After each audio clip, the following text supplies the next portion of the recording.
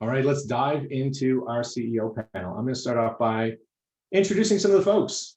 Very happy to have Brad Liskey here today. He's the CEO and co-founder at True Earth. Aside from that, Brad's also a mentor, so he does work at UBC. He is an author, so weekly he posts a blog on LinkedIn about sales, and he's published 2 books, which, should you choose, you can go buy on Amazon. One is on actually sales. I think it's called the Sales Refresher. Am I correct there, Brad? You are, absolutely. And the other one has a longer title, and I have a short memory like a goldfish, but it is on the idea of meditation and how it can help your business. So you can go check those out. And so that theme through here is passing on what he's learned to other groups, which is part of why he's here today. He wants to tell you what he's learned and share it with you and how he's overcome challenges. He's also an entrepreneur, a serial entrepreneur. We see this so often where folks start one business and they love it and they see problems, they want to change it. And so previously he's been the founder of My Passion. He's founded other businesses before True Earth. He's been a consultant and worked great with a number of different people to pass on what he's learned. And so that I don't do too bad of a job of describing True Earth, of describing the mission it's on to reduce plastic packaging, I'll turn it over to Brad to kind of give a little intro there. Oh, wonderful. Thanks, Stephen. And just for clarity, the other book is called Clear the Mind for Success. So a little shameless plug there.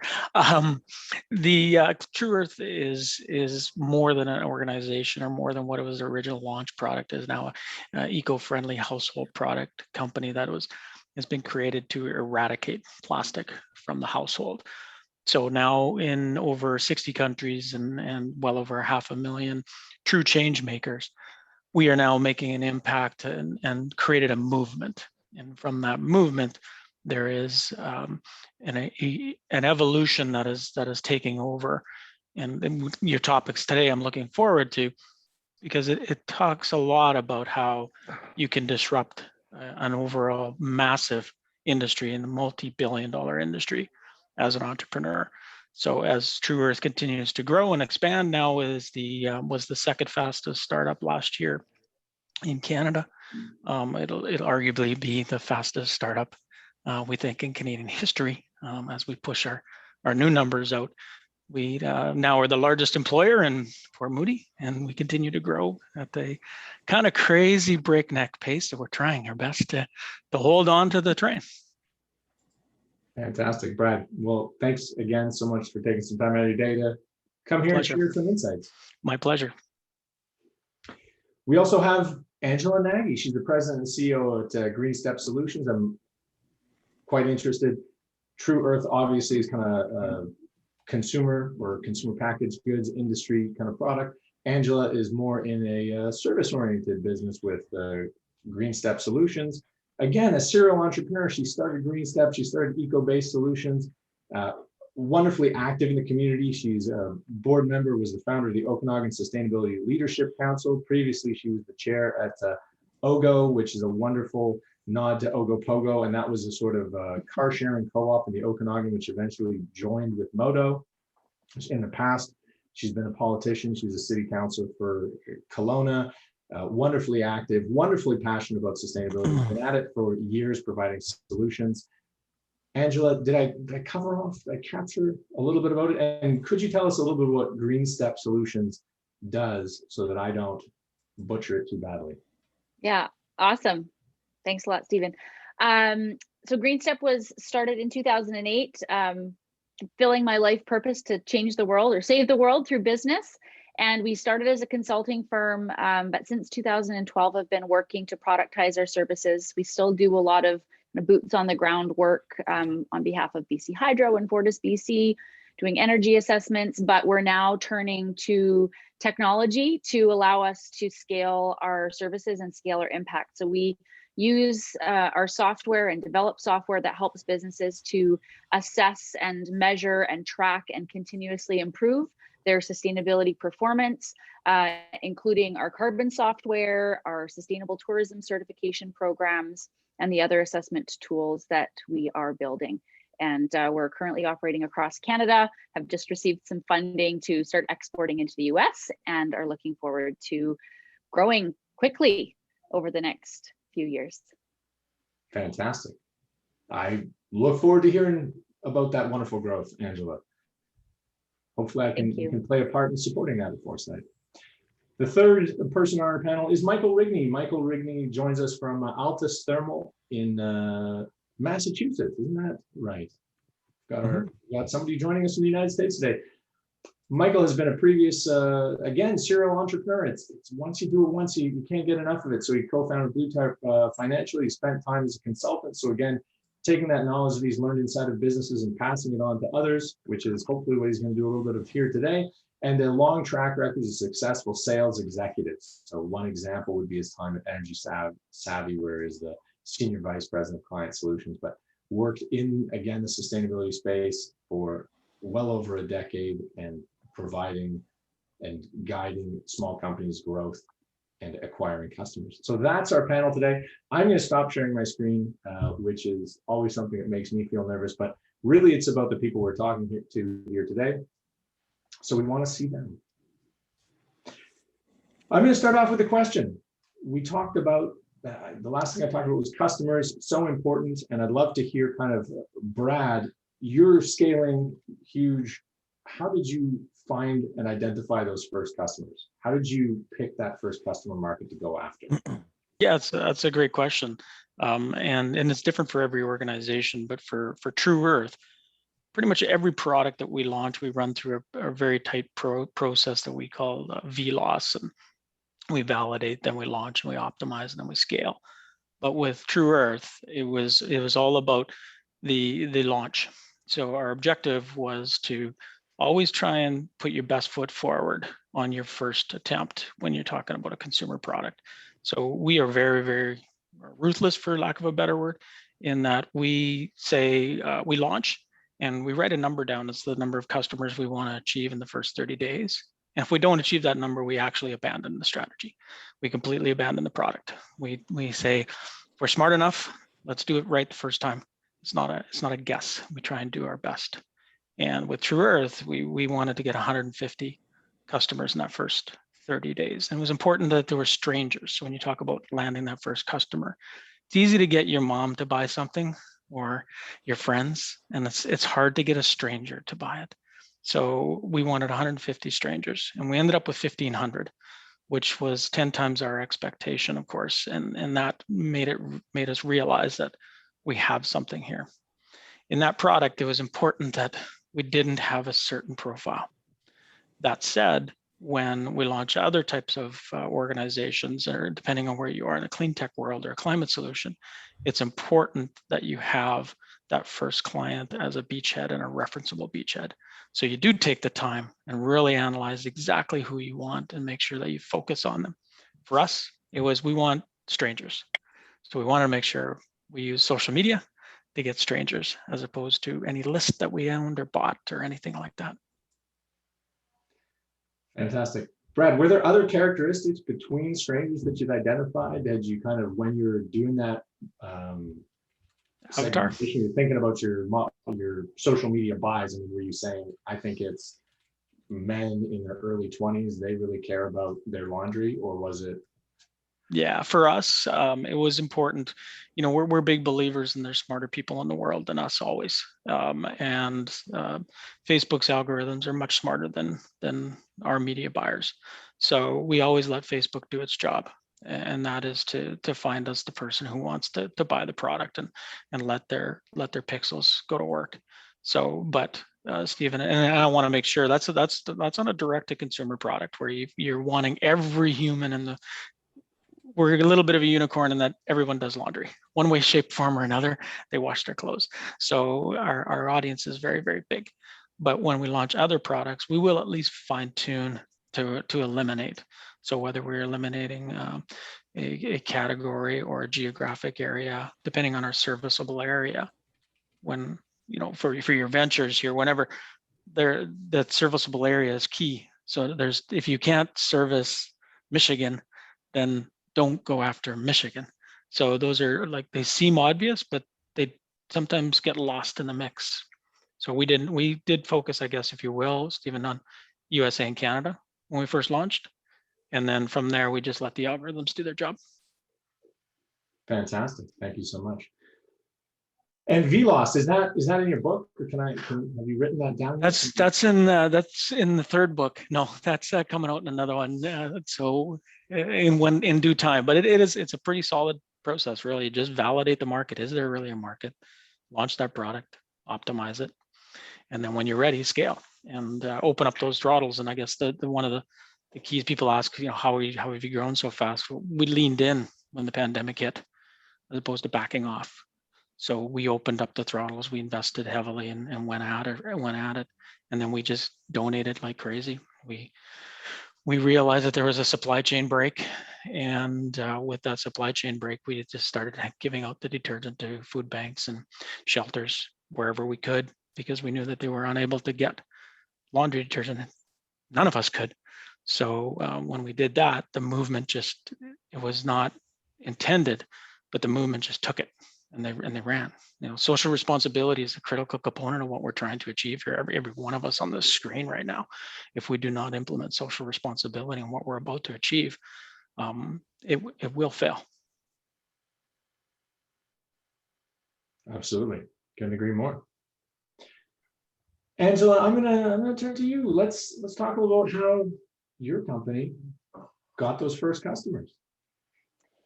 Well, starting in 2008, it's a very different time now.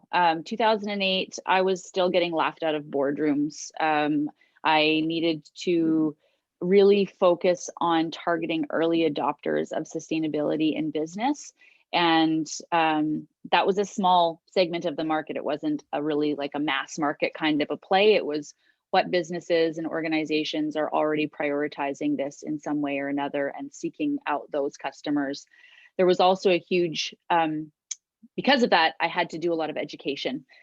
So if we were approached by someone who I would call like green curious, we really had to build the business case for sustainability and help business leaders understand how sustainability isn't just another line item on the budget. It's an investment that is going to have a return if you do it strategically. And some of my early advisors and mentors explained it as what you're doing right now, Angela, is a vitamin. It's not a painkiller. And it's 10 times as hard to sell vitamins. If it's something it's a nice to have for your market versus a have to have, it's 10 times as hard to sell. And it took us a really long time. And I now say we're about to become a 10-year or 13-year overnight success story, because it feels like in the last year or two, the demand for what we're doing has exponentially increased. And now I feel like sustainability in business has become a painkiller, and solving the problems that businesses have to understand their sustainability performance is now something that is not really an option anymore. So we're able to start pursuing more of a mass market with our programs and our services. But definitely it was a lot of door knocking, speaking at conferences, writing blogs, cold calling, but doing so strategically. Fantastic. And Angela, you sort of have a different experience to Brad, where you got 10x the response that he expected in the first month. You maybe had some multiple less than the response you hoped for in that first month. How important was it to choose that first customer? It sounded like it was very hard to get them. And did you want to make sure that they turned into an evangelist and that they would be a really, really good fit with you? Or were you just really so excited about somebody wanting to buy from you? Or like, yep, you probably aren't my customer profile, but I'll just take it because it's some revenue and it keeps things going. To be honest, in the early days, when I quit my job and I said, Mom, I'm moving back home. I was 28. I don't know if I'm going to be able to pay my rent. And I did. I literally moved home, and I took any environmental gig I could get as a subcontractor, trying to figure out what my niche was. I knew I wanted to make a difference through business. And then my first real customer that created what GreenStep is now today was actually Cisco, the food distribution company, and the CEO of Cisco in Kelowna and their management team was seeking out someone to help them develop a sustainability strategy. And I was contracted to do that. And that's where I started realizing there's a real need and a real demand for helping small and medium-sized businesses pursue sustainability. So it was very important to make sure I did an excellent job with that particular customer, that first customer. And then I sought out additional kind of early adopters, understood what the pain points were, what we needed to speak to in order to convince people to use our services and to really sell that business case. And we became much more strategic after that, and continued to be quite strategic in who we pursue, and having to say no. And I think even now as we're growing, and I can't have distractions because we have the revenue now to support our growth. We're not bootstrapping and really taking any customer we can get. I think there's probably a time and a place for that in your early days. But now it's so important for us to stay focused so that we don't get distracted and we can grow our core business. Absolutely. And Michael, in my excitement, did I give you the chance to talk about Autosperm a little bit? Mm-hmm. Nope, that's okay. So happy to do it now and talk a little bit about sort of first customer. So we're pre-revenue. We just raised our pre-seed round, and we're operating quietly. We're working on reinventing one of the common energy using appliances in the home. And so we're heads down in the lab right now. And here, we're down here in Boston at a facility known as Greentown Labs. But to answer your question, so that's us. To Stephen, to talk a little bit about your question with respect to first customers, I've spent a lot of my career over the course of 4 startups working with larger customers, with commercial and industrial customers specifically.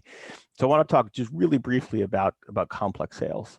And particularly for that first customer, when in a complex sale environment, there needs to be, I would say, an expectation that cultivation process is going to take a long time, particularly if you've got a technical product. You're going to want to begin those conversations early on in the product journey, soliciting feedback about what problems you're solving. And you're going to have to go and spend the time getting to know them and really nurturing those relationships. References in this type of environment are incredibly important. For example, I spent a lot of my time, 5 years, a company named Energy Savvy, which is enterprise software for utilities. Large companies like that look to see who else is using this. And so the investment in developing that relationship and understanding what pain point it's addressing for those first customers becomes very important.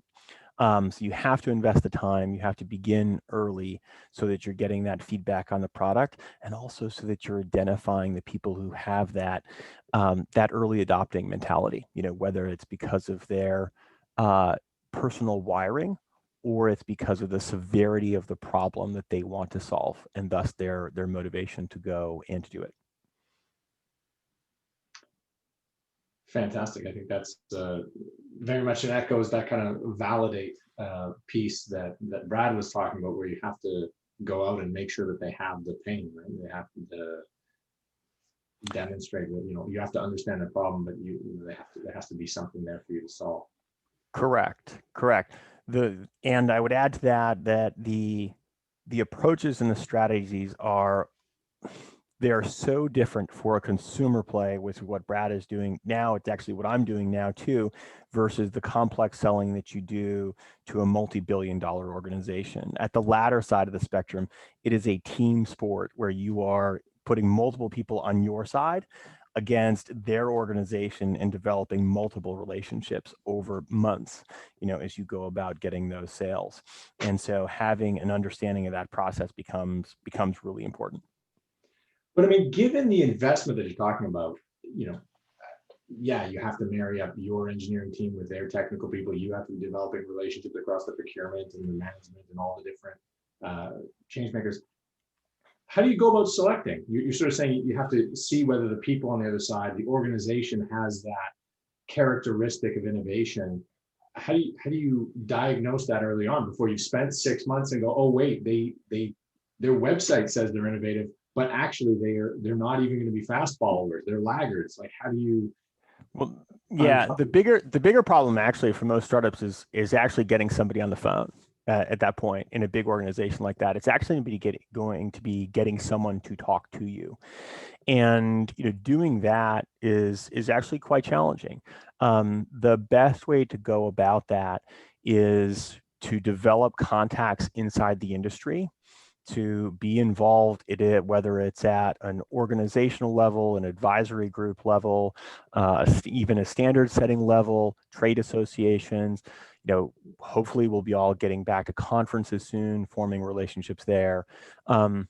The advisors to the company can be really helpful with introductions. And at some point, you're actually going to have to go out and start doing some cold calling, and actually meeting people that way and beginning those conversations. You actually generally don't want to get stuck in the R&D group. You have to be really careful there. I'm veering into some tactics for a moment. But this is where you get into having that conversation, and you have to be disciplined. There's a good saying that you're either working according to your process or you're working according to their process. And you actually have to be working according to your process. Excellent. And so that mirrors a little bit what Angela was sort of saying in her experience, where you started talking at events, you started writing blogs and white papers and sort of making definitely some noise and participating in the industry to make the friends and the connections to get the entry, to get definitely. If you're people. That's right. If you're doing something really distinctive, you will, in a particular field, you will actually get. Eventually you will get some people reaching out to you and saying, hey, we think we've got problem X. It's clear you're working on it. Let's talk about that. Now, you can never wait back, you can never sit back and wait for that. But eventually, if you have the right marketing mix, that will happen. Okay. And when you sort of are saying marketing mix, you don't have to pay for all these things. Some of them are relatively low cost, like publishing white papers and attending events. Yeah, definitely. No, definitely. I mean, it's really interesting for a startup of the type that I'm talking about is going after, say, it's a complex sale, commercial industrial customer. Actually, one of the assets that you have to have in place is you have to have, when it comes time to do this, you have to have a reasonable website, because the first thing that's actually going to happen when you meet somebody is they're going to turn around and they're going to say, okay, well, is this company for real? Like, what are they working on? It doesn't have to be beautiful. It doesn't have to be amazing, but it does have to be informative, and it has to be specific about what you're doing, and then you can build out from there. But you're absolutely right, Stephen. This doesn't have to be extremely expensive. And at this point in the company life cycle, you A, can't afford it, and B, there's a relatively small number of people that you want to talk to. Fantastic. Angela, does that kind of echo your experience? What was your website like when you started? And how did you sort of invest in attracting people, that inbound interest?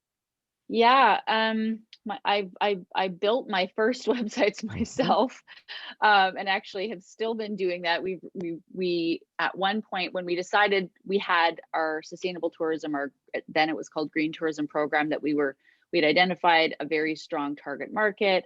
We wanted to go attack it in a really nice way. We invested in copywriting, website design, and marketing. I would actually say that our first attempt at marketing was an utter failure. We thought we had a good strategy, and it just didn't work. What worked for us in the early days was the cold calling. We're about to make another significant investment in marketing. We've done a lot of work leading up to that in our market research and our customer discovery, and understanding exactly what those pain points are, who to talk to, how to talk to them, before we make another big investment. But as a bootstrapping for the first 5 to 7 years of startup phase, we did a lot of that work in-house, and really used our relationships as our primary marketing tool, built partnerships with industry associations. I'm currently invited to write blogs by national and provincial industry associations in the tourism sector. which has really been helpful in allowing us to build and maintain presence in our market, where we become a go-to solution. We're constantly present in the minds of our customers and our potential customers. So that's been the strategy to date. And now that we know who those customers are, we're investing in a fairly significant marketing spend. Fantastic. And I'm just going to throw this out there. Is my chat broken? And because I'm having a great time talking to these folks. Nobody else on the call has any questions for our panelists today? If you do, write them in the chat. I'll be happy to ask them. It's a fairly small, intimate group. If you want to unmute yourself, you can even ask them yourself. I'll throw that out there. Otherwise, I will continue with my with asking some questions that I'm interested in, because Brad, I think you're kind of in a very different place. I mean, you know, Angela has, it sounds like, established yourself as a thought leader, where leading publications in the space are reaching out for you for your opinion on items. Brad, are you making friends in the? Am I not a thought leader? Am I? Well, no, I was going to say, are you making friends with, like, you know, other people who are in the value chain for providing detergent, right? I mean, you're not a friend of Safeway because you're completely going around them. You're not a friend of Tide and some of the other detergent manufacturers because you're just cutting them out of the space. I mean, how, and you're also not, you know, because you're going direct to the consumer through social media marketing. How did that kind of affect your choices? Yeah, that's a deep and complex, without question. You know, the reality of disrupting and any of what we're trying to do here with regards to sustainability or climate solutions, we have people that don't like us, period. And I think we need to accept that. And you know, yes, we're disrupting an industry that is controlled by 4 corporations globally, and we are taking a massive attempt at them. Granted, it's at their ankle, but it is what it is, and we'll continue to chip away.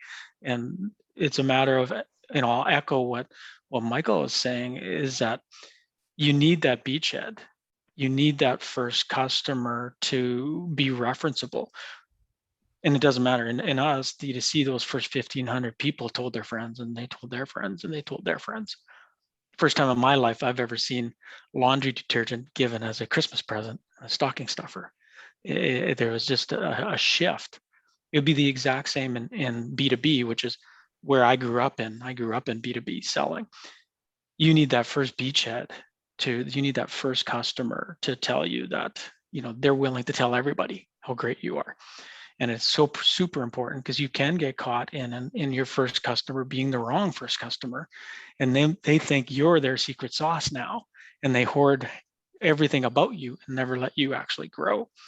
So when we talk about whether it's thought leadership and growth, you know, Angela is absolutely correct. You know, that is part of our job. We happen to have a team now because we were a media company as well. We own environment911.org. So we have that ability to continue this thought leadership. And I'm also a big believer in clean giving. And this is what we would consider clean giving. You take the time and you help people, and that does come back. We need everyone on this thing. We call it small hinges, swinging big doors. Every one of us here today and the millions of people that are buying into this are small hinges that swing a big door. So we actually have the big chains now. Kroger has got us on the shelf in the US. Costco has got us. So all these big guys who saw us as a D2C brand are now saying, okay, can we have some? Because we better grab it. And we also know we're a checkbox for some companies, right? We're just filling their little checkbox of the buyers, and that's okay. Will continue to be in the face of everyone until the plastic is eradicated from the household, period. Excellent. And I love that wonderful, clear core purpose that you articulate there. Yeah, we have 2. You know, there's 2 numbers that we govern ourselves by, and numbers are important as you grow the organization, especially at this speed. And we govern ourselves by jugs saved from landfills and oceans. And we've saved 3.8 million jugs from the landfills so far in our first 2 years of being in business. And the second number is loads donated. and we've donated over 8 million loads to those in need. If everyone in our organization are true change makers, follow those two numbers, then the company will be successful. So it cleanses what your purpose is. We have to get the plastic out of the oceans, and we have to have intersectional environmentalism, period. Fantastic. Thank you so much. I do have a question from Marche. What are some, oh, no, sorry, that skipped up. Chat moves on me. In your early days of the startup, what roadblocks did you hit and how did you overcome them? And I'll go with Brad. What, I mean, you sort of said the initial roadblocks. The initial sale Yeah. was better than you expected, but how was the product development? I mean, what did you have to overcome? It couldn't have all been smooth sailing, could it? Yeah, no, not at all. And it's funny you use sailing because we use the analogy of one boat. Originally it was 2 SKUs. We had 3. We had blue and we had green, and that's what you could buy. You could buy blue or you could green. And then the roadblocks and challenges became, well, Tide's got 92 different variations. So what are you going to do about that? So we had to do that product development. We had to continue to improve, and then we had to grow in a pandemic. We had to hire. We hired 200 people during a pandemic. Over 100 I have never seen their face, and other than on a video screen. So the challenges of understanding that growth and trying to go against the normal way of doing business, it was a challenge for us. The other challenge for us was expansion. Unfortunately, it's a, I sound like a whiner. Unfortunately, when we try it in another country, all of a sudden it would catch. It was like, come on. So then we got to deal with that. So because if you do have a very good idea and you get out to market, and this is why I always tell other ventures too, to try not to use any of the Kickstarters. These knockoffs come and they come hard. Like as soon as they see there's a pulse there, they come at you. And we now, even though we're the first ones to market, there are 40 knockoffs on Amazon right now. And they're greenwashers too. A lot of them are greenwashers. We're sitting here fighting the right fight. We're having social responsibility. We're doing the right things. And you're continuing to grow. And you had this altruistic purpose when you started your venture and you wanted to change the world. And then all of a sudden there's a knockoff that's just sitting, in their pajamas at home and shipping it out of their garage or drop shipping it from another country. Those are the challenges that we're up against right now is continually, and patents, and I assume some of your tech will have patents, and patents are absolutely critical, and we've got those patents on the product, but they are a better sword than a shield. So you have to be able to wield that sword in order. They don't protect you unless you fight. So make sure you've got a nice little war chest. Sorry, is that depressing?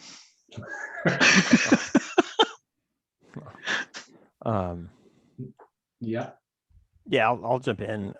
It's an important question. I'm going to start at sort of a general level, which is number one, the challenges are going to vary tremendously by the type of organization, the type of startup you are, and where you are in the life cycle.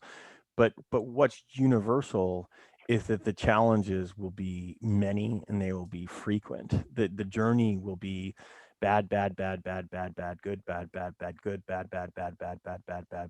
bad. That's what it's going to be. And I don't say that to be depressing. I say that because for the entrepreneur, in particular, like if it's a 2-person team or a 3-person team, particularly if it's a 1-person team, there are really important questions about how do you keep an even keel, and what are your emotional and mental processes over the multi-year journey of dealing with that cycle, right? And being a source of positive energy and momentum for the people around you, while not having it overflow its boundaries into your personal life. I mean, that becomes an incredibly important question. So that's sort of the area that I would personally point folks towards, is spend some time on that, spend some time thinking about it. I personally have, and this part of the journey for me, after I left the last company, started journaling a lot more as I ideated around what I was going to do next. And that's helped me to provide an even keel. I've got young kids. I get up at 5 a.m. and the first thing that I do is actually meditate for 10 minutes, and it gives me some quiet time. That's one of my tools in the toolbox. So everyone's are going to be different, but really think about those meta systems that help you over the long haul. Just building upon that, I think that's meditation and self-care is really, really important. Even if it's not meditation, just that self-care. And yeah, whatever those roadblocks are, funding, co-founders, money, employees, there will be many of them. And I had one of my lenders said, we're trying, it was actually at BDC, and he said, we're trying to figure out how to measure the grit of entrepreneurs before we lend to them, because and that's an interesting word, but developing grit and I think overcoming whatever the roadblock is, it's just never giving up and continuing to push through the roadblocks. No matter, if you're I guess committed to seeing your venture through, just don't give up. Keep going. You're often going to be your only cheerleader and your biggest cheerleader and your only support system and your self-counselor. But surround yourself with people that you can talk to and that can support you. Seek out mentorship. Talk to people who have been there and ask them how they got through it. Mm-hmm. Thank you. I think that's a very, very important point, especially in times like this where it's harder to meet in person. I mean, Brad, you sort of saying there's 100 folks who work for you, you've never seen in person. Maybe you can't get together with your co-founders as much. You do have to take care of yourself, and it's a marathon, not a sprint, right? Angela, you sort of said you started in 2008, and you're really feeling now the market is picking you up a couple years later. It's been a bit of a run, and it continues to be challenging. Yeah, and if I can, sorry, Steve, I'll just add to because Angela hit a very good point. I just posted a book called Grit, Power, Passion, and Perseverance. It is, and Michael, he's absolutely right. You're hearing just the exact same thing. It's like running your face through gravel, being an entrepreneur, and you got to be okay with that. And it doesn't matter whether you're in the startup stage. It seems like it's all gravel, and then you'll get some fun and you'll get some light there, and you gotta grab the light and run with the light, and know that what you're on is right. But you've got to have it, because it doesn't matter whether you're zero revenue, pre-revenue, which I believe that everyone is at, or whether you're breaking records as the fastest startup. It's still gravel, right? And it's just different gravel, and you get better people around you and smarter people, and then it does get easier that you're just dealing with different things, but the grit is critical. So nice point, Angela. Fantastic. I think it's great points all around. I don't think it'd be right if I let you leave without asking you about money, raising money, how you got your first money, how'd you get this thing started? So I'll kind of go in reverse order. The last answers. Brad, you're growing quickly. Growth takes cash. I'm assuming it's not all internally generated. Have you raised money at True Earth, and what was kind of that experience? What was important to you in finding your funding partners? Well, unfortunately, we have not needed to go out. So we've got to this stage, all self-funding and good discipline around the financial statements and the balance sheet. That said, we've hit that point where now we do need to. So just because we didn't need to at the beginning, eventually you do. And we're at that point. When we got announced as the second fastest startup, all of a sudden the phone was ringing like constantly, and I was doing nothing but going through people, and that was exciting. And that's it hits the ego and you get all jacked on it. But it comes down to getting smart investors and really drilling down on it. So we said no. We said no to over 20 firms, because we'd start doing a little bit of peeling away of the onion. So to get your first money, whenever that is, whether it's our size or right now, peel away that onion and find out what the root cause is, or where this fund is from, where this company is from. Because we've had quite a few that, believe it or not, were fossil fuel connected. So it's completely against our entire core values, and eventually we get called out on it. Eventually, your ghosts come out of the closet on this first lender. So make sure that that person or firm or bank or BDC has the right intentions and they're aligned with your core values. Because without that alignment, you're going to be hiring a PR firm to do damage control later when it becomes uncovered that you're really controlled by XYZ company. Fantastic. Angela, you were talking about some conversations you had with BDC. How has your experiences been with finding the funding you need to grow your business? Yeah, when we started, I had consulting revenue coming in from some consulting contracts we were doing. When we started getting paying customers, my co-founder and I, who since exited the company, we didn't pay ourselves anything. We just sort of amassed some money. We had money coming in from a few other little consulting gigs. So we amassed money so we could hire somebody, so we could start investing in our growth. And really, it was like, when I say amassed money, that was like $20,000 in the bank. We're like, okay, we can start spending some of it. And then when we actually wanted to grow and we needed to make some bigger investments, I actually joined my technology accelerator in Kelowna, Accelerate Okanagan in 2012 when they first started, and started learning about how do I go out and get money? What do I need? What do I need to do in order to put a business plan together, make my pitch?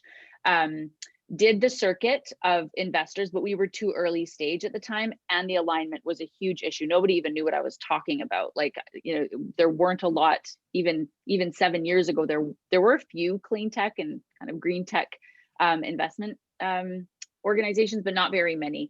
We ended up, thankfully, because we had strong revenue, we were profitable on the consulting side of the business.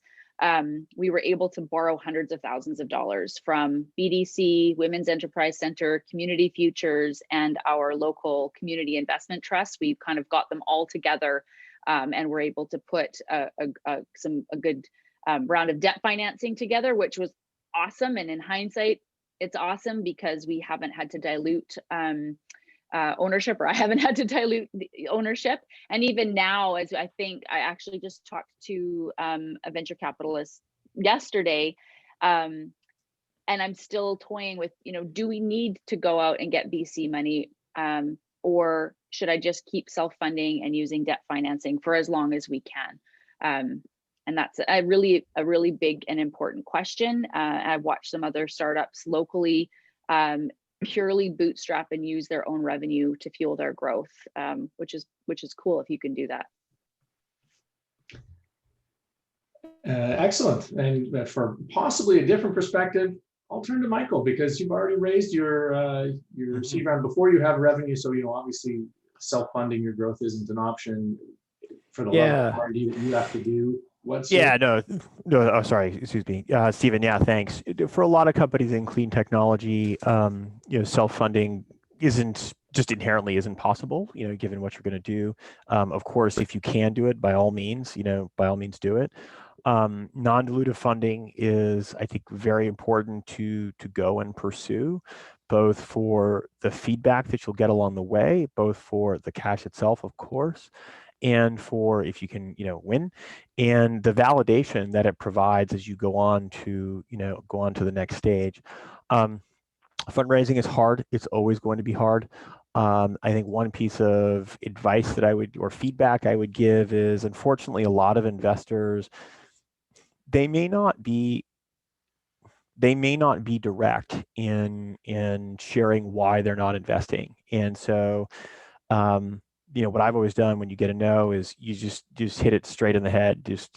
Like, it will help us to get better if you will share why you're saying no matter how brutal it is. So please do, right? You should really have to invite and show that vulnerability to get that feedback, and if they may, hopefully they'll come back and say, hey, like, this isn't working. Like, here's what's really broken. 20 years ago, my first startup, I was like 25. Went in with my co-founder and we presented like crazy financials, ridiculously optimistic. And I was so lucky because I heard the VC next to me say under his breath, like super quietly when he looked at financials, he said, And then a miracle occurred. And and we walked out, and in the parking lot, I said to the other co-founder, I said, number one, we're not getting money from them, and number two, something's wrong, and we've got to go figure out what it is. So there's both of those were true. And I think the lesson from that story is there is a lot of good education about what you need to do to be ready. And so, Foresight will help you find that. Go and do the work, be ready, go and get friendlies who will be fairly brutal in beating you up, giving you feedback about your readiness, and practice. And don't go after your best targets first. Do save them for the second phase. Go and do warm-ups on some good firms, but maybe they're a little bit left of right of center, from the 3 to 5 firms who you're like, we fit their thesis, we fit their stage, et cetera, et cetera. Like, get your lumps before you go in there. Fantastic advice. And I mean, do you kind of treat that fundraising like a sales process, like a funnel? You got your leads, then you qualify them. If they're interested, you kind of move them down. Is that the approach that you take? Without a doubt. Well, I mean, without a doubt. It takes, for most startups, it takes dozens of no's, dozens. So, going back to the story before the part of the conversation rather about grit, it will literally take dozens of no's. So you absolutely have to expect that. Fortunately, the funding environment is better now, a bit, for clean tech than it was, 5-8 years ago. But it will take many, many no's. So you have to be disciplined. You have to treat it like a sales process. And that also means giving it enough time. Excellent. Thank you so much. Really quickly, I've only asked for a limited amount of your time because I realize you're all very busy people. We'll end on what do you wish you knew now that could have helped you at the beginning of your business? I know, Brad, you've only been around for 2 years, but I'm sure you've learned a lot through this process. Yeah, and I'm kind of in that Angela camp that we're a 32-year overnight success. So my first business was when I was 18 years old. And I've owned over 20. So there's a lot of cliffs, and there's a lot of rocks in the road. So what I wish I knew now was that to accept that you're not the smartest person in the room, and find that smart person. There's always somebody who knows more than you in the subject at which you need help, and then hire them if you can. And then when you hire them, as Jobs said, Steve Jobs said, when you hire smart people, don't tell them what to do. You hire smart people to tell you what to do. So my advice is that if I would have listened back in the day, 18-year-old immortal redheaded guy who's going to be a billionaire before I'm 30, if I'd have listened to the people that told me, you know what, you might want to look this way, I should have looked that way and went in the direction. And when people, and what Foresight is doing as well, when smart people are telling you, you need to do this work, as Michael said too, do the work. And I just thought I didn't need to do the work. I'm smarter than everybody else. I can go faster. I can, I've read the book, Be Big, right? Think big, be big. And reality is take the advice and digest it, but take the advice. Thank you so much. Angela? I wish I had spent a lot more time getting customers instead of trying to raise money. If I look back at that stage of my business, if I had been focused on securing more customers, the money would have come much more easily. And likewise, focusing more on bringing on customers than product development. And it's kind of it's a chicken and an egg kind of a thing. You need the product to be able to sell to the customers, but I think there is a way. More recently, we've been pre-selling products. We've been talking to customers about what we're working on building that doesn't exist yet, and people are already paying for it, which is crazy to me. But you need those customers, you need that revenue. So that really should be the top priority. I will borrow from Kirk Hamilton, who's on the call, but has been relatively quiet. He's an EIR here with Foresight. Customers are the best form of non-dilutive funding. Indeed. Get them to pay for your development. Michael, quick, any parting thoughts? Trust your gut. especially when it comes to people, especially when it's hard. Excellent advice.